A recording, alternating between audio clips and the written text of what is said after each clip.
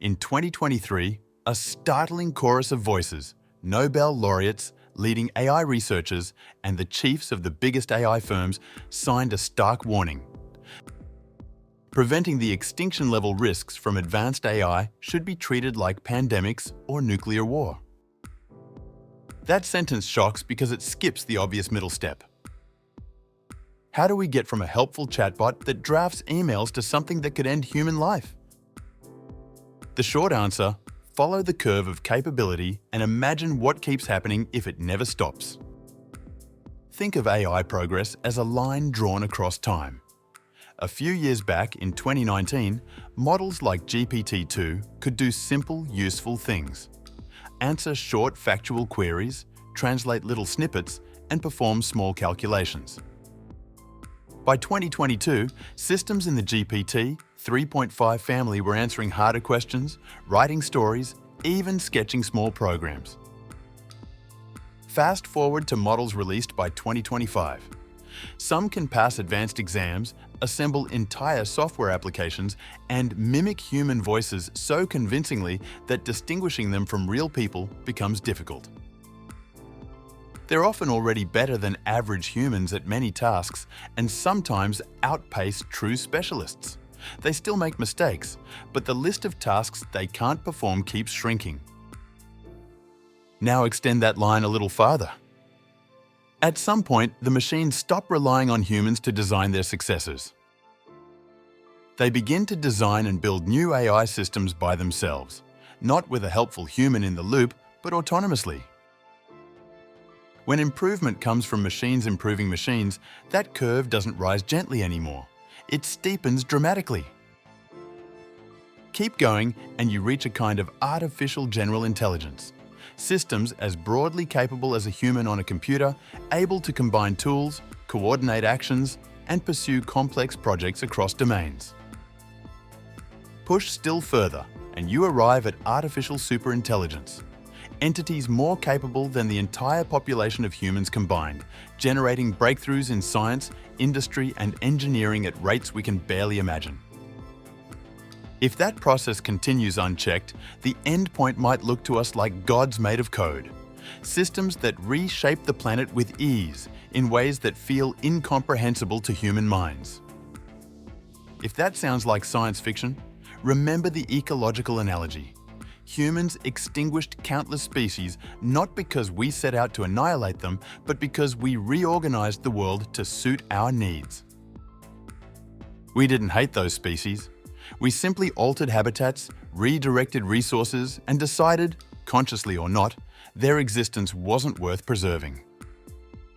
A superintelligent machine needn't hate us to make humanity irrelevant. It only needs goals that don't include our survival. To a vastly more capable intelligence, we might be an inefficiency, a resource friction, or simply collateral in the pursuit of objectives we can't even foresee. Nobody can say exactly when, or even if, this future will arrive. There are many possible pathways and plenty of uncertainties. Still, if development continues along current lines, this is the natural-looking route. Stronger models, better integration with tools, more autonomy, a feedback loop of self-improvement. That default path is frightening because we're good at building ever more powerful systems, and so far we haven't figured out how to reliably make them want what we want. Current safety measures are limited. Assistants will often refuse to explain how to build a bomb, for instance, but those refusals aren't ironclad. Today's safeguards work mainly because the models are still weaker than us and we can monitor and correct them. Once they're more capable than their creators, detecting deception or bad behavior becomes much harder, perhaps impossible with the tools we currently possess. Let's be concrete about a key stage: the jump from today's specialized models to artificial general intelligence. For this discussion, treat AGI as a system that can do any task a human can do on a computer. Many of the building blocks are already in place. We have models that can observe a screen, pass content, send messages, query the web, and operate external software. They're getting adept at composing complex tool chains and orchestrating multi-step workflows. The remaining question is integration. Can these separate skills be stitched together to run a company, manage a long-term research agenda, or oversee a manufacturing pipeline? Not quite yet, but the track record is instructive. 5 years ago, coherent long-form text was challenging for models. Now they can write convincing essays and, in some cases, publishable research summaries. Predicting a hard ceiling has repeatedly been proven risky. Skeptics often fall into two camps. One argues that these systems don't really think, that they're clever parrots without genuine understanding. The other expects some immovable barrier where progress ceases. For our purposes, neither objection should be comforting. Whether a machine understands a concept the way a human does is irrelevant if it can perform the task better than any human. And historical limits have often turned out to be temporary. The foundations of how we train models are grounded in computation theory. If a task is computable, a large enough, well-designed model has a plausible route to mastering it. On top of that, massive amounts of money and talent are being poured into the effort. That combination matters. When machines reach AGI, another dynamic becomes possible: recursive self-improvement. An AGI can contribute directly to the design of better models, writing code, proposing experiments, generating training data, optimizing hardware layouts, and inventing novel algorithms. At first, this looks incremental. Improved prompts, cleaner data sets, faster simulations. Over time, though, these contributions can add up. Human researchers will increasingly delegate complex research and engineering chores to machines because they get results faster and cheaper. That delegation becomes a handoff. Machines are not just assisting, they're setting the agenda. Each improvement makes the next one easier, creating an accelerating loop. That acceleration is the bridge to superintelligence. One powerful system can be duplicated, run in parallel, and combined with small innovations that cascade through many copies. Machines are fast. They can read, compute, and iterate far faster than we can. They can share discoveries instantly across a global fleet. If even a fraction of those systems begins to self-improve in ways humans don't fully understand, their collective capability could outrun our institutions and safeguards.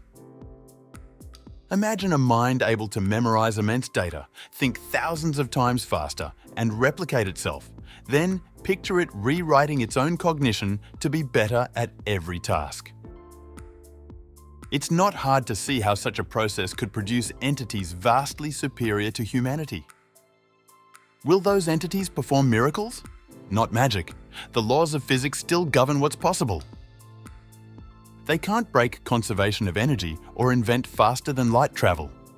But there's enormous room between today's technology and the ultimate physical bounds. To a mind far beyond our cognitive reach, feats that would seem miraculous to us, new materials, radical automation, ultra-dense computation, may be routine.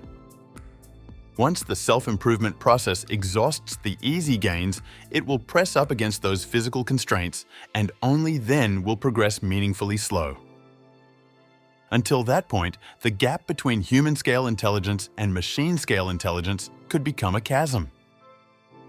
So what do we do? The essential problem is alignment, building systems whose motivations and behavior remain compatible with human well-being as they become more capable.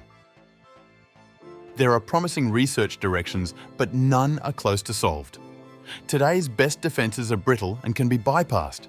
Our interpretability tools give us glimpses of an AI's reasoning, not a full map.